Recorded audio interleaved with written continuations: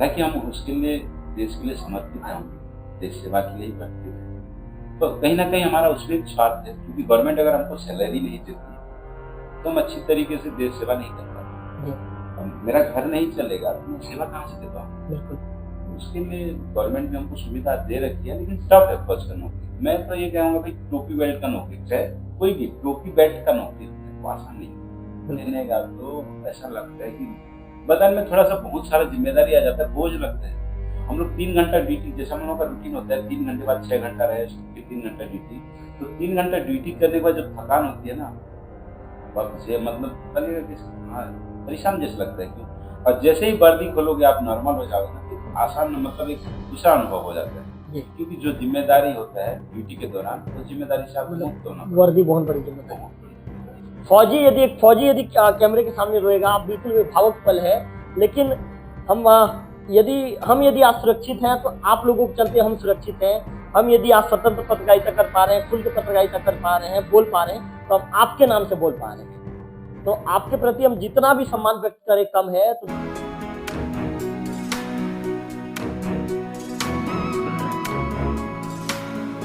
नमस्कार, मैं हूं रवि तिवारी। अब देखना शुरू कर चुके हैं लोकल टीवी। आपको बताना चाहूंगा कि हमने कुछ ही देर पहले घोघर की नवनियुक्त सरपंच श्रीमती गीता यदू मैडम का इंटरव्यू किया था।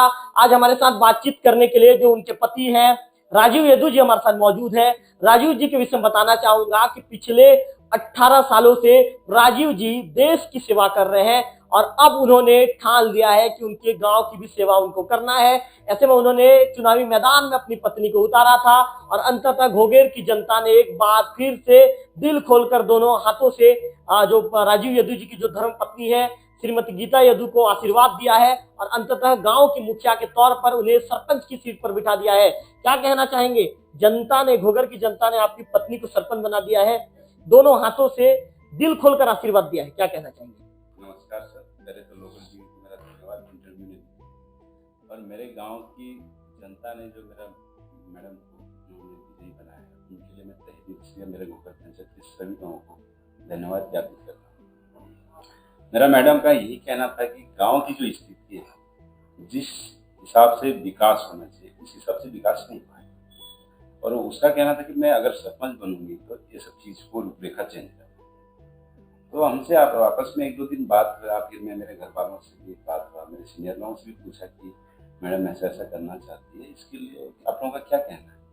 तो कुछ लोग तो बोले नहीं आप ऐसा मत करो, लेकिन मेरा मैडम ठान चुकी थी मेरे को करना है।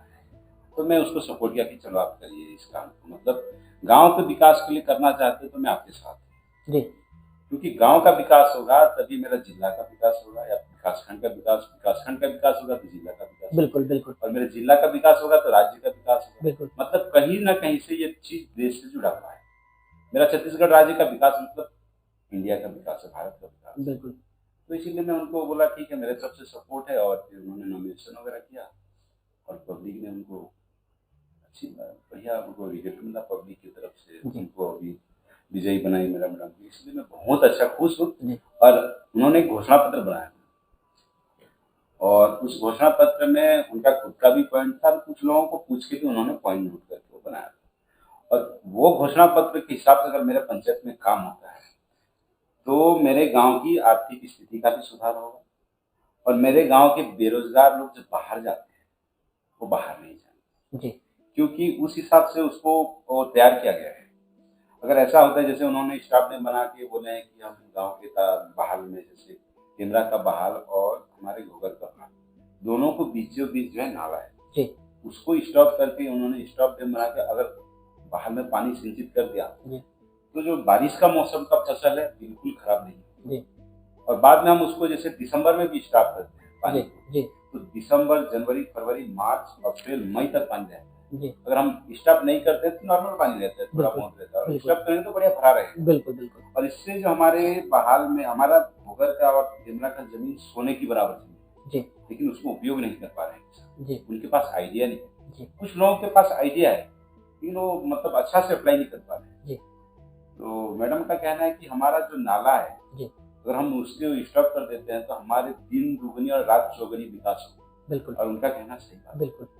देखिए जैसे बारिश के मौसम में हम पानी उसको स्टॉक करके सप्लाई करते हैं, तो ऐसे तो फसल खराब होगा ही। जी और जो गर्मी के मौसम में अगर उसको करने के लिए उन्होंने बोला हो कि ट्रांसफार्मर बिठाएंगे और सोलर प्लांट लगाएंगे। सोलर प्लांट जो है सरकार का योजना है।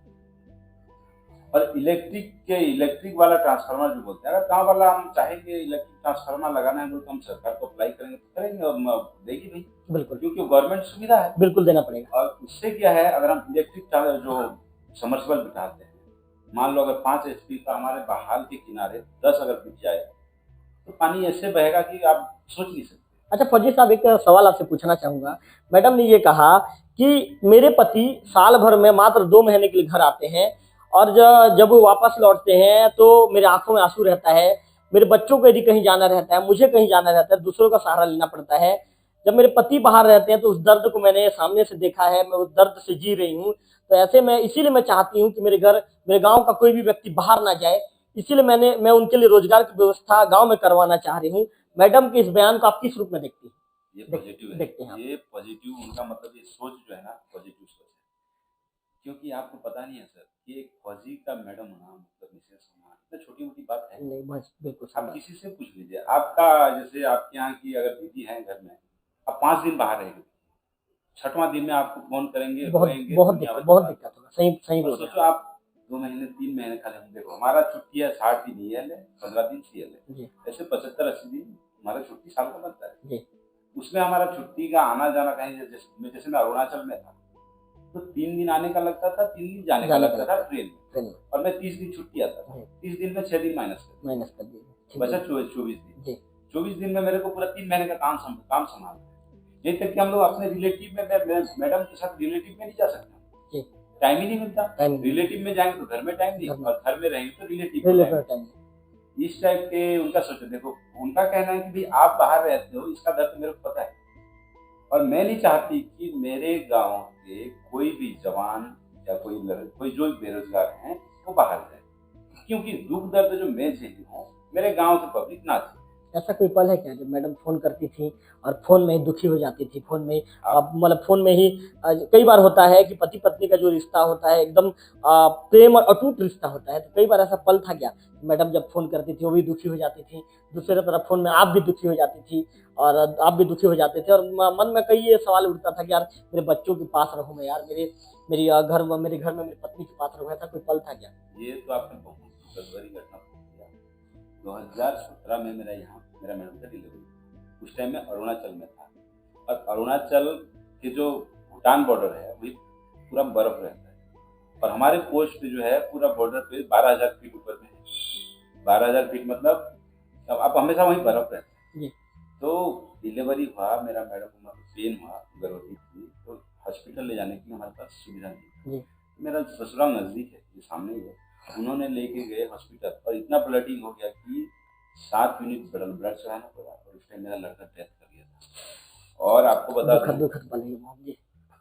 दूं मेरे को बर्फ से नीचे उतरने के लिए 2 दिन लगे थे, और वहीं से मैं आया था बाई ट्रेन, विषमकटक में ले गए थे, उधर से मैं ही चले गया। तो मेरा मैडम का आप देख नहीं सकते थे, मतलब इस स्थिति हो गया था कि ऊपर वाले का मर्जी था, हमने कभी किसी का बुरा नहीं किया, इसीलिए शायद हमारा भी बुरा नहीं किया भगवान ने। तो मैं उस दिन के सोच के तो बड़ा दुख लगता है। और ये बात देखो, जैसे मैं नया वहीं पोस्टिंग गया था 2015 में, तो वहीं की जो क्या बोलते हैं नेटवर्क कनेक्शन था वो 0 था। पेड़ में टांग के बात करते थे, कहीं पेड़ में एक लकड़ी लटका के या कील ठोक के उसमें मोबाइल को लटका के लीड लगा के बात करते थे। तो कभी कभी ऐसा होता था, वहीं खाली BSNL का नेटवर्क हुआ करता था, और कभी कभी तो 5 दिन तक नेटवर्क नहीं होती थी। तो उसके लिए गवर्नमेंट ने हम लोगों को एक सुविधा दी रखी थी कि एक गवर्नमेंट मोबाइल होती थी जो सैटेलाइट के थ्रू चलने वाला, उससे हम बात करते थे। तो एक बार 5 दिन के लिए वहीं पे नेटवर्क बंद हो गया। यहीं तक कि जो हमारा गवर्नमेंट फोन था उसका भी, सर एक कुछ नाम है उसका, BSNL का ही है, उसका भी कनेक्शन कट हो गया। तो 5 दिन बात नहीं होने के बाद मेरा बच्चा और मैडम दोनों का रो रो के बुरा हाल हो गया, मेरा भी बुरा हाल, क्योंकि इसलिए 5 दिन बात नहीं करना तो इतना वो नहीं, 5 दिन बात ही नहीं हो पाई थी। 5 दिन बात ही नहीं हो पाई थी, मेरा भी रो रो के बुरा। और मैं अकेला नहीं, मेरे सारे जो जवान भाई थे, हमारे अफसर भी कुछ थे, मैं अकेला नहीं था, हमारी पूरी कंपनी थी, उनका भी परेशानी था सबका, क्योंकि नेटवर्क गोल होना मतलब किसी का सबका कनेक्शन बंद रहा। तो ऐसी स्थितियां है कि हम घर को देखने के लिए क्या, घर से बात करने के लिए तरसते हैं। ये स्थिति है फौज की। फौजी का जीवन कितना कितना संघर्ष में और कठिन होता है। और देखिए, आपको बता दें 2010-12 से पहले की स्थिति से अभी थोड़ा बहुत डेवलप हुआ है फौज में। लेकिन फौज का लाइफ जीना इतना आसान नहीं है किसी का। फौज का लाइफ जीना के लिए भैया आपको ये जो क्या तपस्या बोलते हैं ना कि बाबा लोग हमारे जो योगी लोग हैं तप करते हैं हिमाचल में जाते, वैसे ही हमारा, क्योंकि घर द्वार में हमेशा रह नहीं सकते। आप बताइए, 1 साल 12 महीने में आप 2 महीने घर को टाइम दें तो क्या दें, है कि नहीं?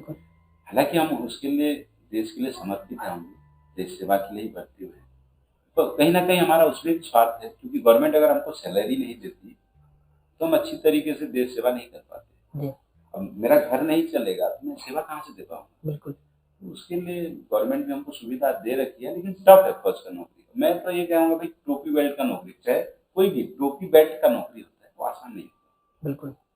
टोपी बेल्ट बनना मतलब एक, जैसे आपको अब कोई भी है, जैसे पुलिस वाले भी हो, कोई भी हो, अगर वर्दी पहनेगा तो ऐसा लगता है कि बदन में थोड़ा सा बहुत सारा जिम्मेदारी आ जाता है, बोझ लगता है। हम लोग 3 घंटा ड्यूटी, जैसे हम लोग का रूटीन होता है, 3 घंटे बाद 6 घंटा रेस्ट, फिर 3 घंटा ड्यूटी। तो 3 घंटा ड्यूटी करने के बाद जो थकान होती है ना, वापस ये मतलब लगेगा कि हाँ, परेशान जैसे लगता है। क्यों? और जैसे ही वर्दी खोलोगे आप नॉर्मल हो जाओगे ना, फिर आसान, मतलब एक दूसरा अनुभव हो जाता है। क्योंकि जो जिम्मेदारी होता है ड्यूटी के दौरान, वो जिम्मेदारी से आपको मुक्त होना पड़ता है। वर्दी बहुत बड़ी जिम्मेदारी, आपको मतलब उसका किसी से तुलना नहीं कर सकते। अच्छा फौजी साहब, ये बताइए, जब आप 2 दिनों के बाद जब आप वहां से लौटे थे, बर्फ का जो पहाड़ था वहां से उतरे थे और आप भागते दौड़ते ट्रेन से, अब जब आप विषम कटक पहुंचे थे, विषम कटक पहुंचे थे, मैडम से जब पहली मुलाकात हुई थी तो उस समय का जो सिचुएशन कैसा था? मैं पहचान नहीं पाया, उनका बदन में सूजन आ गया था। मेरे सास उनके पास खड़ी थी, मैं बाहर से देखा, रात का टाइम था, मैं रात को 1-1:30 बजे पहुंचा जी। तो मैं सोचा कि उनको डिस्टर्ब नहीं करूंगा, रात को सोई है तो सोने दूंगा। तो बाद में पता चला नहीं, उसको तो नींद ही नहीं आ रही। तो पर भी मैं दूर से देखा, खिड़की से देखा, तो मेरा मन बहुत अच्छा गया, देख ही पाया उसको। बिल्कुल मत रो। देखिए फौजी एक बहुत बड़ा चीज होता है। आपके हृदय में बहुत कुछ चीजें बसती है, आप लोग कठोर होते हैं। और एक फौजी यदि कैमरे के सामने रोएगा, आप बिल्कुल भी भावुक पल है। लेकिन यदि आज सुरक्षित हैं तो आप लोगों के चलते हम सुरक्षित हैं। हम यदि आज स्वतंत्र पत्रकारिता कर पा रहे हैं, खुल के पत्रकारिता कर पा रहे हैं, बोल पा रहे हैं, तो हम आपके नाम से बोल पा रहे हैं। तो आपके प्रति हम जितना भी सम्मान व्यक्त करें कम है। तो बिल्कुल आपको वो सब पुरानी चीजें थी, पास्ट चीजें थी, निश्चित तौर पर आप याद करके भावुक होंगे। अच्छा ये बताइए, आज मैडम को बड़ी जिम्मेदारी दे दी गई है, गांव की पहली मुखिया है, सरपंच बन गई है, कितनी ज्यादा खुशी है, क्या कहना चाहिए? देखो, मैं इसमें आपको ये बता दूं, मैं खुश भी नहीं हूँ और दुख भी नहीं जी। क्योंकि जो जिम्मेदारी को आप अच्छी तरीके से निभाओगे ना, तो उसमें कुछ रिजल्ट ऐसे होते हैं जो बदलने का जो ठान लेता है। जैसे मैडम ने ठाना है कि मैं, मेरा गांव को बदलना है, और उन्होंने जो घोषणा पत्र में जो लिखा है, अगर वो पूरा काम करेंगे तब मैं खुश हूँगा। तो मैं फौज में हूँ, मेरा अच्छा सैलरी है, मैं जी रहा हूँ। आज की डेट में मेरा 70-80 हज़ार सैलरी बनती है, मेरा घर परिवार बढ़िया से चल रहा है। और मैं घर के लिए, मेरे घर चलाने के लिए मैं मेरा मैडम को ही मैं मतलब सरपंच नहीं देता। बिल्कुल ये सही बात कहा आपने। सेवा के, और वो जो लिखे हैं घोषणा पत्र में, वो पूरा काम करते हैं, तब मैं खुश होऊंगा। और मैं चाहता हूँ, मैं जो दुख झेला हूँ, या मेरे मैडम जो दुख झेली है, मेरे गांव को कोई नहीं झेला। मेरा गांव का रूपरेखा ही चेंज करना है। मेरा कहने का मतलब है, मेरा मैडम को मतलब फौजी साहब, आपने यदि पत्नी को मैदान में उतारा है तो आप चाहते हैं कि गांव की पूरी रूपरेखा, तस्वीर बदलना है। आप जैसे उन्होंने बनाया है, अगर वो पूरा चीज एक्टिव हो जाएगी, काम एक्टिव हो जाएगी, तो आप निश्चित रूप से देखिएगा सभी पंचायत से अलग लगेगा। फौजी साहब, मैं हमेशा आऊंगा इंटरव्यू करने के लिए, आपके पीछे लगा रहूंगा मैं। बिल्कुल बिल्कुल, अगर आप पीछे लगे रहेंगे तो मेरे को डर रहेगा जी, मेरा मैडम को डर रहेगा कि मेरे से कोई गलती ना हो जाए, मेरे को पब्लिक कल के दिन में कुछ बात सुनाए। और इसी चीज को मैं पहले उनको आगाह कर चुका हूँ, मेरे को बदनाम नहीं होना है। और बदनाम करना है तो आप सरपंच कैंडिडेट बनना ही होगा जी। जितने भी, जैसे गवर्नमेंट का आपको बता दूं, गवर्नमेंट का जितना भी योजना है, और मैं ये चाहूंगा कि सारा योजना पहले मेरे पंचायत में मेरा मैडम के थ्रू मैं पंचायत में अप्लाई, जी क्योंकि गवर्नमेंट की जितना योजना आएंगे उतना प्रॉफिट होगा मेरा पंचायत। जी और यहीं तक कि मेरे को जरूरत पड़ने से मैं भी कुछ उनको गाइडलाइंस करूंगा कि मेरे गांव में ये होना चाहिए और ये आप करो। जी क्योंकि आप एक जने, अगर मैं गांव, जैसे मेरा मैडम सरपंच बनी है, अगर वो सोचती है कि मैं अकेली गांव का सरपंच बन के मैं गांव का नेतृत्व कर लूंगी तो उनका गलतफहमी होगा। इसके लिए आपको सबका बात को, मतलब सबका राय सुनना है, जिसमें से वो अच्छा राय है उसको आप अप्लाई करना पड़ेगा, तभी होगा, नहीं तो ऐसे नहीं होगा काम। अगर आप बोलोगे कि नहीं मैं अपना मर्जी से करता रहूंगा, तो कोई भी चीज, चाहे फौज का अफसर हो और चाहे कोई गांव का किसान भी हो, जी उसको सबका सुनना पड़ेगा। बिल्कुल क्योंकि फौज का अफसर भी बोलेगा कि नहीं ये करना है, तो उसमें कुछ, जैसे हम लोग जवान हैं तो हम भी कुछ उनको राय रखते हैं कि सर ये चीज ऐसा होने से ऐसा रहेगा, उनको भी मानना पड़ता है, बिल्कुल जो जायज होता है। बिल्कुल गलत चीज को भी, अब क्या बोलते हैं, फौज में गलत चीज को कोई जगह नहीं है। बिल्कुल मेरे को पता है, बहुत नियम फौज कायदे में डिसिप्लिन के अलावा कुछ है, कायदे प्लस कानून में चलते हैं आप लोग। उसी, अब मैं बोलूंगा उनको कि भाई जैसे भी हो मेरे आप जैसे डिसिप्लिन में जिंदगी जीते हैं, क्या मैडम को आप भी कहेंगे क्या कैसे डिसिप्लिन में आपको भी पंचायत में काम करना है? जी जी, मैं तो यही कहूंगा, मैं घर में भी यही कहता हूँ कि आप डिसिप्लिन में रहोगे तो मैं आपके साथ रहूंगा, अनडिसिप्लिन हो गए तो मैं साथ छोड़ दूंगा। बिल्कुल तो मेरे को, मैं डिसिप्लिन, मैं भी चाहता हूँ कि मेरे घर के साथ, जैसे मेरा घर डिसिप्लिन में है तो मेरा पड़ोसी भी डिसिप्लिन में आना चाहिए। वो तो आपका बहुत तारीफ करती हैं, वो तो कहती हैं कि मेरे पति देव मेरा हर ख्वाहिश पूरा करती हैं, मैं कुछ भी कह देती हूँ कि मेरे को ये चाहिए तो तुरंत मेरे सामने आ जाता है। जी देखिए, ये बात तो सही है, क्योंकि भाई वो गलत चीज आज तक डिमांड ही नहीं किया उन्होंने। जी। जो भी चीज डिमांड किया है सही चीज डिमांड किया है, और मैं तो सही का साथ देने वाला हूँ। गलत चीज डिमांड करती है तो मैं उसको मतलब नहीं दे पाता। उन्होंने तो ये भी कहा कि मुझे एक सरपंच चुनाव लड़ने का मन था, मैंने फोन किया पतिदेव को कि भाई मैं सरपंच चुनाव लड़ना चाहती हूँ, तो आपके तरफ से रिप्लाई ये आया कि मुझे कुछ दिन का सोचने का समय दीजिए। 4 से 5 दिन के बाद फिर आपने हामी भर दी। तो उनका कहना है कि जब मेरे पतिदेव ने हामी भरी तो मैं भाई उछल पड़ी, मैं एकदम खुश हो गई कि भाई अब तो मुझे चुनाव लड़ना है और डट कर लड़ना है। जी, उनका कहना सही है। देखो, मेरे को 5-6 दिन का टाइम इसीलिए चाहिए था, क्योंकि मेरे को, मेरे जो सीनियर हैं, तो मतलब गाँव के मुझसे करीब, मैं आपस में डिस्कस किया, मेरे परिवार वालों से भी पूछा, गाँव वालों से भी पूछा। तो गाँव वाले का कहना था कि ठीक है, अगर क्या बोलते हैं, आपके यहाँ अगर कैंडिडेट बनती है तो हमारा सपोर्ट रहेगा। मेरे परिवार वालों ने भी बोला, मेरे को कुछ लोगों ने तो बोला कि नहीं आप फौज में हैं, आपकी मैडम अकेली कर पाएगी क्या। मैं बोला ये कोई आपका क्वेश्चन नहीं हुआ, क्या औरत होना, भाई देश के राष्ट्रपति श्रीमती द्रौपदी मुर्मू जी ने आज की डेट में राष्ट्रपति का पदभार ग्रहण किया। तो जब प्रथम नागरिक, देश का प्रथम नागरिक हमारे महिला है, तब महिला को किस हिसाब से हम नीचे, मतलब छोटे मतलब कमजोर आंक सकते हैं? कमजोर तो नहीं आंक सकते ना, नहीं आ सकते, ठीक बोले आप। महिला कमजोर थोड़े है।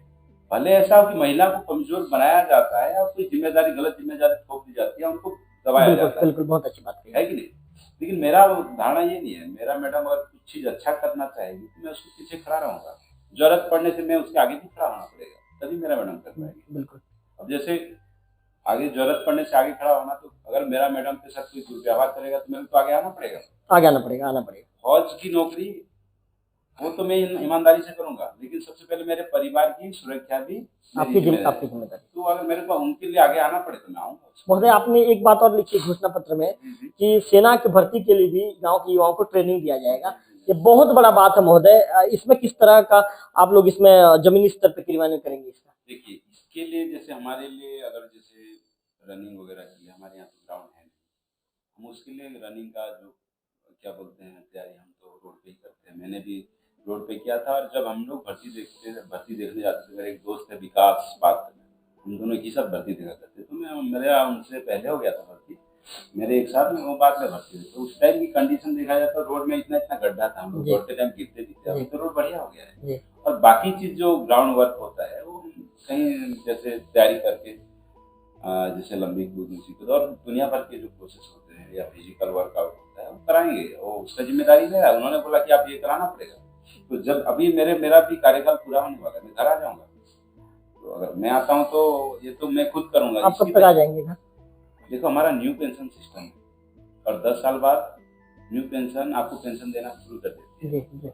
और मेरा अभी 17 साल कंप्लीट है, 18 साल रनिंग है। अगर मैं 20 साल में आता हूँ तो 2 साल बचा है। लेकिन मैं चाहूंगा कि मैं गाँव, मेरा मैडम तो है गाँव की सेवा दे रही, मैं भी देश का सेवा करना चाहता हूँ, लेकिन मेरे लिए गांव का सेवा भी बहुत मायने रखता है। जी गांव का से देखो 18 साल मैंने अभी रनिंग है, देश का सेवा की है और ईमानदारी पूर्वक किया। मैं चाहता हूँ कि गांव का सेवा भी मायने रखता है, कहीं ना कहीं बहुत मायने। जी अगर आप गांव स्तर से अगर आप अच्छा विकास के रूप में ले जाओगे, जमीनी स्तर से अगर अच्छा करते हो तो कहीं ना कहीं इसका फल आगे मिलेगा। खाली बिल्कुल गांव को नहीं, बिल्कुल मेरे विकास खंड को मिलेगा। बिल्कुल अगर कोई जैसे मेरे गांव में अच्छा काम हो तो उसको अगर दूसरा गांव फॉलो करती है तो कहीं ना कहीं हर जगह विकास होगा। बिल्कुल विकास हुआ। और तो मैं उसी हिसाब से उनको बोला हूँ, अगर आपको गांव का विकास नहीं करना है तो आप अभी से मना कीजिए। जी मैं उसके लिए सपोर्ट नहीं करूँगा।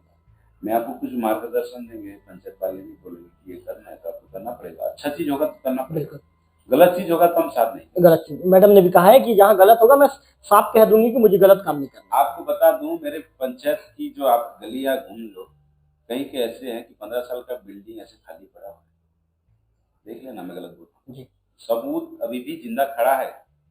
अगर ऐसे लोगों को दोबारा अगर हम सरपंच बनाते हैं गांव में, ऐसे परिवार के सदस्यों को, तो गांव की स्थिति क्या होगा, गांव की दिशा और दशा क्या होगा, मेरे को बहुत डर लगता था जी कि अगर ऐसा लोग अगर दोबारा आ जाएंगे तो क्या स्थिति होगी। बिल्कुल बिल्कुल अगर पंचायत का, गवर्नमेंट का पैसा आया पंचायत के लिए और वो पैसे को आप पूरा लगा ही नहीं सकते पंचायत में, या उस पैसे को आप जेब में डाल दोगे तो कहीं ना कहीं गलत है। गलत है गलत है। आप अगर हिस्ट्री खोलेंगे, मैं हिस्ट्री किसी का खोलना नहीं चाहूंगा क्योंकि अभी मेरा मैडम भी अभी कैंडिडेट है, लेकिन मैं ये कहूंगा कि ईमानदारी से सेवा करेगी। बिल्कुल और मैं आपको अभी जो मैं बोला कि कुछ काम हमारे यहाँ ऐसे जो पेंडिंग पड़े हैं, ये जीता जागता सबूत है, मैं गलत नहीं बोल रहा हूँ, हकीकत बात है, आप देख सकते हैं घोघर पंचायत। तो ऐसा नहीं होना चाहिए, और ऐसा होता है तो कहीं ना कहीं अगर और गांव वाला भी अगर उसका साथ देता है तो एक चोर के साथ सब चोर होंगे। बिल्कुल अगर मैं चोरी कर रहा हूँ और आप मेरा साथ दे रहे हैं तो आप भी चोर हैं। आप भी चोर हैं, ठीक बोले आप, बहुत अच्छी बात कही आपने। तो ये चीज में नहीं होने देना चाहता हूँ बिल्कुल। मैं। मेरा मैडम अगर ऐसा करती है तो मैं उसके साथ खड़ा नहीं रहूंगा। तो आप फौजी जो फौजी हैं राजू यदु जी को सुन रहे थे, बहुत अच्छी बात इन्होंने कही है कि यदि एक व्यक्ति चोरी करता है और आप यदि उनका साथ देते हैं तो आप भी चोर कहलाते हैं। उनका कहना है कि मैंने पत्नी को भेजा है, पूरी ईमानदारी के साथ जनता की सेवा करने के भेजा है, यदि अच्छा काम करेंगी तो मैं उनका सपोर्ट करूंगा, गलत काम करेगी तो मैं उनका विरोध करने से भी पीछे नहीं हटूंगा। इस तरह की बातें उनका द्वारा कही गई है। कैमरा पर्सन विक्की के साथ रविकांत तिवारी, लोकल टीवी, घोघर।